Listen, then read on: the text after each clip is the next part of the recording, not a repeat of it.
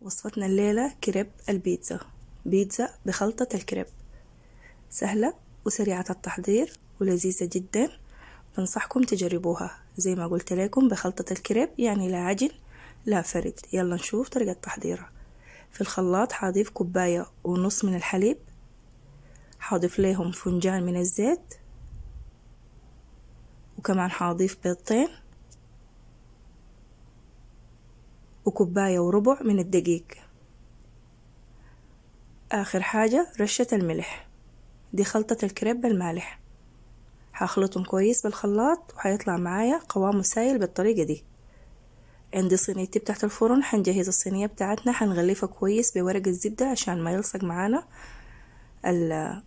الكريب. بعدين هنضيف الخليط السايل.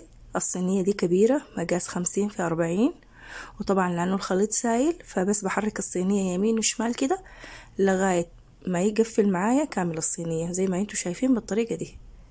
بعد كده هضيف الجبنة الموزاريلا. ممكن قبل الجبنة تضيفوا صلصة بتاعت بيتزا، لكن هنا أنا ما احتجتها فضفت الموزاريلا على طول. والحشوة عندي هوت دوغ سلقته قطعته لقطع صغيرة بالطريقة دي وهضيفه. وطبعا الحشوة اختيارية زي ما انتوا حابين. عندي كمان فلفلية خضراء وزيتون برضو مقطعاهم لقطع صغيرة، هضيفهم فوق الهوت دوغ. وبس كده هنشغل الفرن بتاعنا على درجة حرارة 180. الفرن يكون شغال من فوق وتحت ومشغل مسبقا، يعني يكون ساخن. نخليها لمدة 35 دقيقة لغاية ما تطلع معانا بالجمال ده.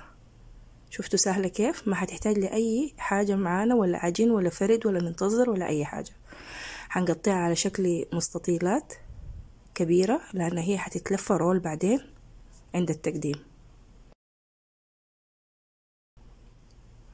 وبس كده هنلفها زي ما انتوا شايفين رول. جربوها هتعجبكم ان شاء الله.